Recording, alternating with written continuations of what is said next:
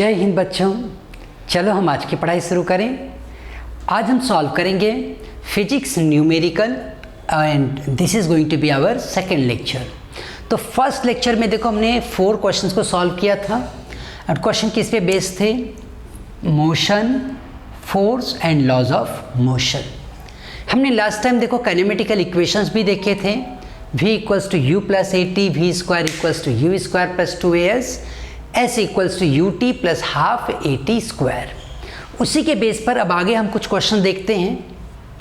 पहला क्वेश्चन देखो मैंने यहाँ लिखा है, which would require a greater force 2 kg mass with the speed of this acceleration, this should be acceleration 5 meter per second square, another object 5 kg mass but 2 meter per second square। Situation को समझो। मेरे पास देखो ये 2 objects हैं A and B। पहले object को मुझे कुछ तो फोर्स अप्लाई करना है सो दैट इसमें एक्सेलरेशन कितना आ जाए, 5 मीटर पर सेकेंड स्क्वायर का एक्सेलरेशन आ जाए। तो कितना तुम्हें फोर्स लगाना पड़ेगा? दूसरा क्वेश्चन है कि अगर तुम्हारे पास 5 kg का ऑब्जेक्ट है तो कितना फोर्स लगाओगे कि ये 2 मीटर पर सेकेंड स्क्वायर का एक्सेलरेशन दिखाए। तो देखो एक कॉमन एक्सपीरियंस है हमारा, अगर कोई हल्की चीज़ है तो उसे पुश करने में कम ताकत लगेगी, बहुत हैवी चीज़ है उसे पुश करने में ज़्यादा ताकत लगेगी। यहाँ पे एक पॉइंट और है कि इसका एक्सेलरेशन देखो 5 मीटर पर सेकेंड स्क्वायर चाहिए, इसका एक्सेलरेशन कितना चाहिए? ओनली 2 मीटर पर सेकेंड स्क्वायर। तो यहाँ पर हम फोर्स की डेफिनेशन को यूज़ करेंगे। फोर्स की डेफिनेशन कहती है मा, याद होगा लास्ट लेक्चर में हमने पढ़ा था फोर्स कैसे याद रखना है, मा। सो मास इनटू एक्सेलरेशन। जैसे ही तुम यहाँ पर FA कैलकुलेट करते हो, मास तुम्हें क्या दिया गया है? 2 kg। एक्सेलरेशन कितना होने चाहिए? 5 का। तो ये फोर्स जो आया वो आ गया 10 न्यूटन का। और सेकंड केस में FB जब तुम कैलकुलेट करोगे तो तुम्हें मास कितना है तुम्हारे पास? 5 और मास है 5 का, और यहाँ पे एक्सेलरेशन कितना चाहिए उन्हें? 4 kg मास। ये 4 kg मास है, हम इसको करेक्ट कर लेते हैं 4 kg मास। तो 4 kg मास है, एक्सेलरेशन कितना चाहिए इन्हें? 2 का। तो 2 लिख दिया, 2 मीटर पर सेकेंड। तो ये फोर्स हो गया 4 2 जा 8 न्यूटन। तो यहाँ पर देखो हम देख रहे हैं कि इस ऑब्जेक्ट के लिए मुझे कितना फोर्स अप्लाई करना पड़ेगा? 10 न्यूटन का। और इस ऑब्जेक्ट के लिए कितना फोर्स अप्लाई करना पड़ेगा? 8 न्यूटन का। ठीक है। सो यहाँ पे मुझे ज़्यादा फोर्स अप्लाई करना पड़ा। क्यों? क्योंकि यहाँ पर तुम्हें एक्सेलरेशन ज़्यादा चाहिए था, है ना, बहुत ज़्यादा एक्सेलरेशन चाहिए था, इसलिए ज़्यादा फोर्स लगा। यहाँ पे वेट ज़्यादा था लेकिन एक्सेलरेशन कम चाहिए था, तो कम में काम हो गया। खैर जो भी हो, तुम्हें अपने फॉर्मूले से चलना है। Force equals to mass into acceleration. Mass दिया है, कितना एक्सेलरेशन चाहिए वो दिया है, तो कैलकुलेट कर लो, पता चल जाएगा कितना फोर्स अप्लाई करना पड़ेगा। ठीक, तो चलो अब हम अपने अगले क्वेश्चन की ओर आगे बढ़ें। देखो बच्चों ये भी क्वेश्चन बहुत कॉमन है। इसमें क्या कह रहे हैं कि a motor car is moving with this velocity. उसकी इनिशियल वेलोसिटी दिया है हमें 108 kilometre per hour, and if a brake is applied for 4 second, brake is applied for 4 second to stop the car. Stop the car का मतलब हो गया final velocity 0 kilometre per hour हो गई। You have to calculate the force which is used for this work। ये भी बहुत common तरीका है क्वेश्चन पूछने का कि what force has been applied to stop the car। Of course ये फोर्स जो अप्लाई किया गया है, ये फोर्स ब्रेक ने या इंटरनल सिस्टम ने अप्लाई किया है। तो ये कितना फोर्स रहा होगा? देखो फिजिक्स खाली इतना देखेगी कि ये ऑब्जेक्ट मूव कर रहा है अब इस वक्त इसके पास कितना एनर्जी है, तो उसको स्टॉप करने में कितना एनर्जी लगा। हम ये जानते हैं force is simply mass into acceleration. यहाँ पे तुम्हें पता है mass of the vehicle that is 1000 kg। Mass of the vehicle कितना दिया है 1000 kg। मैंने मास लिख दिया 1000 kg। एक्सेलरेशन तो दिया नहीं है, बट हमें पता है एक्सेलरेशन का फॉर्मूला वो क्या होता है, v - u / t। ठीक है, तो फोर्स का फॉर्मूला जो हमने पढ़ा है, force equals to mass into acceleration, वही फॉर्मूला मास और एक्सेलरेशन जो हम लिख रहे हैं, final velocity minus initial velocity by T.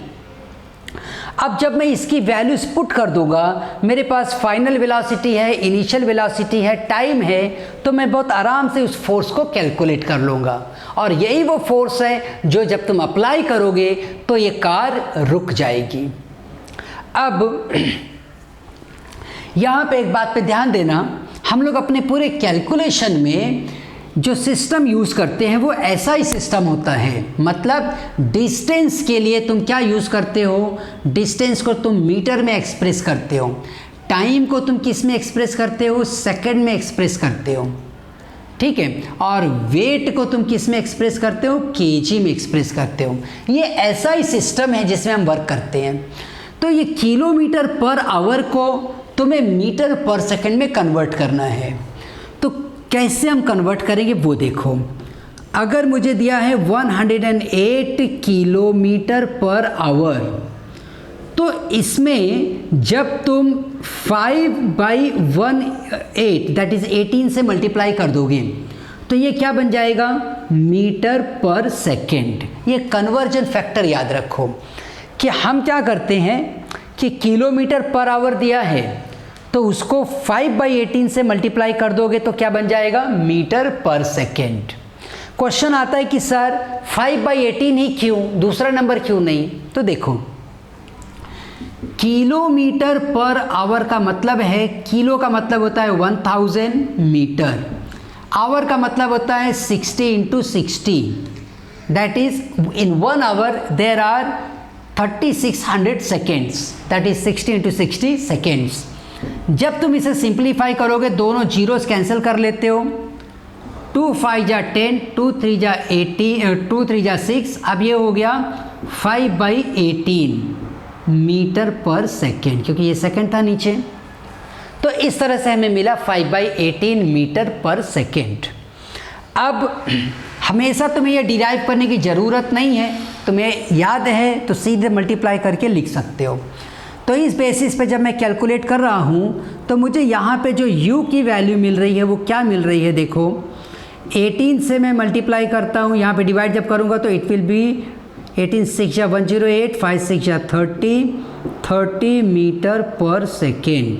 ये u की वैल्यू मिल गई। v के लिए कोई प्रॉब्लम नहीं है क्योंकि v तुम्हारे पास ऑलरेडी 0 है, तो लिख दो सीधा 0 मीटर पर सेकेंड। ठीक है, अब हम अपने कैलकुलेशन पे आ जाते हैं। जो हमने फॉर्मूला लिखा है फोर्स के लिए, उसमें हम वैल्यूज़ को पुट कर देते हैं। F equals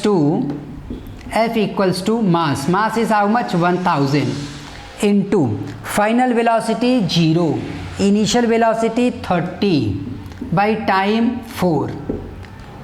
F equals to 1000 into 30 by 4 second. 4 से डिवाइड कर दो 7.5. So this comes out to be, force comes out to be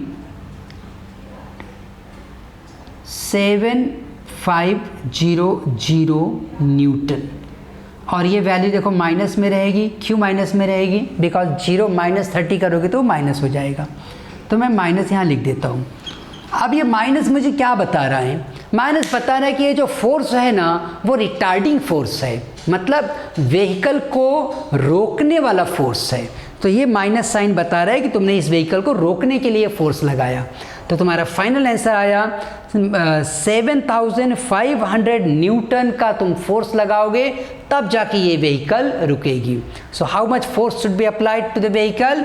it is brake must apply a force of 7500 newton. तो एक बार फिर समझ लो कैसे इस क्वेश्चन को तुमने सॉल्व किया। इनिशियल वेलोसिटी जो दिया है 108 किलोमीटर पर आवर, पहले उसको कन्वर्ट कर दो मीटर पर सेकेंड में। फाइनल वेलोसिटी 0 होगी क्योंकि गाड़ी को रुक जाना है। जब गाड़ी रुक जाएगी तो उसकी वेलोसिटी 0 होगी। कितने समय में गाड़ी रुकेगी? 4 सेकेंड में रुकेगी। तो हमारे पास एक ही फॉर्मूला है फोर्स का, मास इनटू एक्सेलरेशन। अब इस एक्सेलरेशन को हम कैसे लिखते हैं? Final velocity minus initial velocity by T, ऐसे हम लिखते हैं एक्सेलरेशन को। उनकी अपनी अपनी वैल्यू पुट कर दोगे, सिंप्लीफाई करोगे, तुम्हारा आंसर मिलेगा। बहुत आराम से ये सॉल्व हो जाएगा। ठीक है, तो अब चलो हम अपने अगले क्वेश्चन की ओर आगे बढ़ें। देखो हमारा ये क्वेश्चन 7 क्या कह रहा है? A car falls off a ledge and drops to the ground in this much time.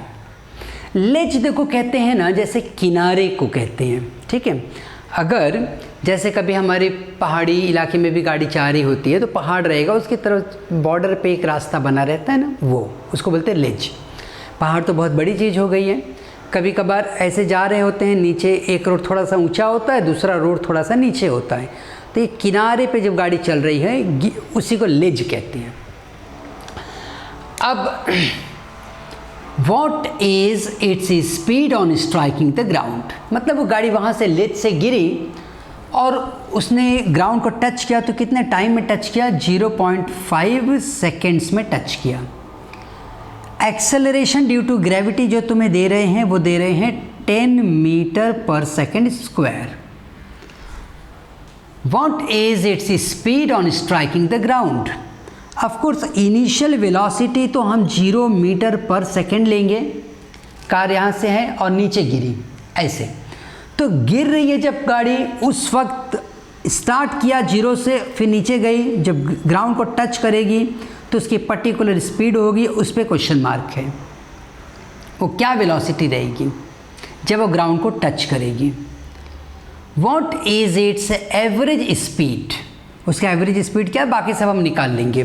Question को बस सिंप्लीफाई करने के लिए ना तुम सिचुएशन ऐसा समझो कि कोई एक कार पार्क है, रुकी हुई है एकदम किनारे पे, किसी वजह से वो किनारे से नीचे की ओर गिरी। अब जब वो कार नीचे गिरना स्टार्ट करेगी ना, उस वक्त उसका स्पीड क्या रहेगा? 0। कोई भी ऑब्जेक्ट, अब ये पेन देखो मैंने हाथ में लिया है, मैं जैसे ही इसको छोड़ देता हूँ, इसकी स्पीड, स्टार्ट वाली स्पीड जो थी ना वो 0 थी। फिर कंटिन्यूस जैसे जैसे टाइम बीतता गया वैसे वैसे स्पीड बढ़ते गई, क्योंकि ग्रेविटी इसको कंटिन्यूस खींच रही है। याद रखो ये इतने ही ऊंचाई से गिरी तो मैंने इसको पकड़ लिया, लेकिन अगर ये 100 फीट से ऊंचाई से गिरती तो पकड़ना मेरे लिए मुश्किल था, क्योंकि जब ये मेरे हाथ में गिरती ना तो मेरे हाथ में चोट आ जाती। तो इसलिए जितनी ज़्यादा ऊंचाई से ऑब्जेक्ट गिरेगा उतना ज़्यादा ये स्पीड एक्वायर करता जाएगा, क्योंकि क्या होगा कि कंटिन्यूअस ग्रेविटी इसको खींच रही है, कंटिन्यूअस खींच रही है, कंटिन्यूअस एक्सेलरेट होगा। और एवरी सेकेंड ये 10, पहले सेकंड में मान लो 10 मीटर की स्पीड से चल रहा है, अगले सेकंड में 20 की स्पीड से चलेगा, फिर 30 की स्पीड से चलेगा। और अगर ये 5 सेकंड के बाद नीचे गिरा तो 50 मीटर की इसकी स्पीड रहेगी। ऐसा है कि ऑब्जेक्ट जब नीचे पहले गिरना चालू करेगा तो 0 की स्पीड रहेगी, अगले सेकंड में इसकी स्पीड हो जाएगी 5 मीटर, फिर हो जाएगी 10 मीटर पर सेकंड, फिर यहाँ से ऐसे मैं पकड़ रहा हूँ, पहले समझो 0 की स्पीड पे ऑब्जेक्ट है फर्स्ट, सेकंड में ही इसकी स्पीड हो जाएगी 10 मीटर, अगले सेकंड में स्पीड हो जाएगी 20 मीटर पर सेकंड। इस तरह से ये स्पीड हर सेकंड में अपने आप को कितना बढ़ा रही है? 10 मीटर बढ़ती जाएगी। और 10 सेकंड के बाद जब गिरेगी तो स्पीड इसकी 100 मीटर पर सेकंड होगी। तो जितना ज़्यादा समय लेगी उतना ज़्यादा तेज ये स्ट्राइक करेगी ग्राउंड को। होपफुली ये कॉन्सेप्ट यहाँ पे पॉइंट क्लियर हो गया है। तो चलो हम आगे बढ़ते हैं अपने इस क्वेश्चन में। ये क्वेश्चन देखो कह रहा है हमसे कि यहाँ पे टाइम लगा है खाली 0.5 सेकेंड। ये बहुत अच्छी बात है कि बहुत जल्दी से 1 सेकेंड भी पूरा नहीं लगा, 0.5 सेकेंड में ये ऑब्जेक्ट नीचे आ गया। अब इसकी फाइनल वेलोसिटी क्या रहेगी ये हमें बताना है।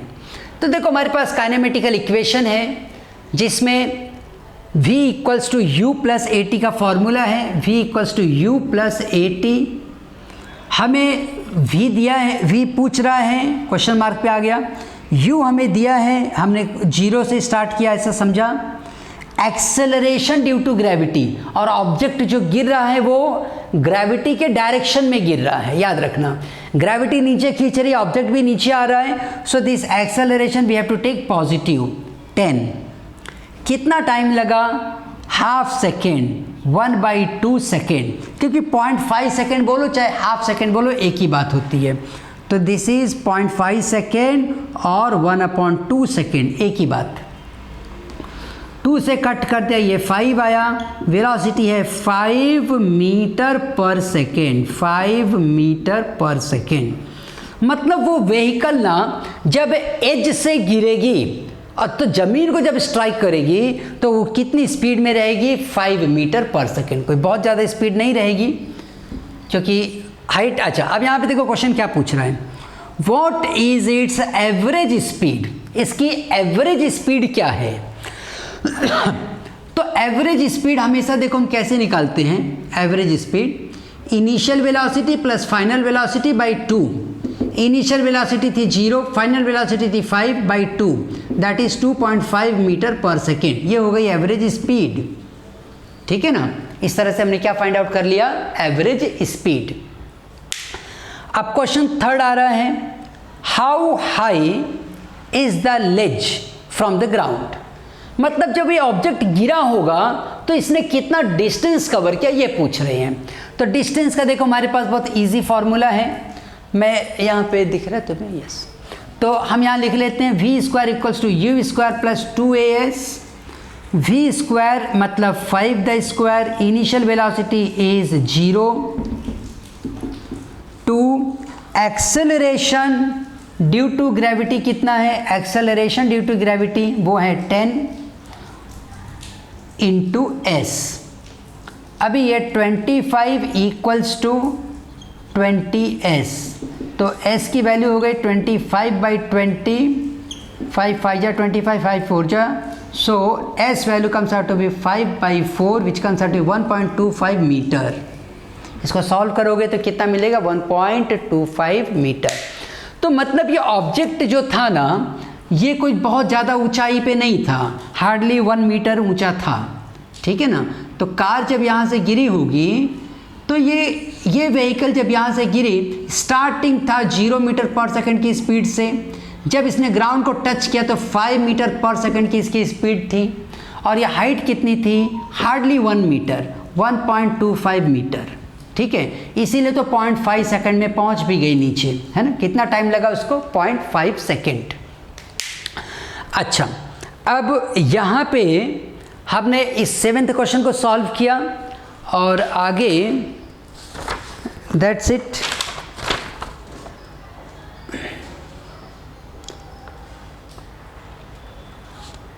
अब एक और क्वेश्चन लेते हैं, फिर इसको यहाँ पे ये लास्ट हो जाएगा। एक क्वेश्चन आता है, नॉर्मली तुमको पूछा जाता है एग्जाम में कि कोई ऑब्जेक्ट ऊपर की ओर फेंका गया तो कितनी हाइट पे जाएगा, ये सब क्वेश्चन। चलो वैसा एक क्वेश्चन ले लेते हैं। देखो ये हमारा क्वेश्चन हमसे कह रहा है ना कि an object is thrown vertically upward.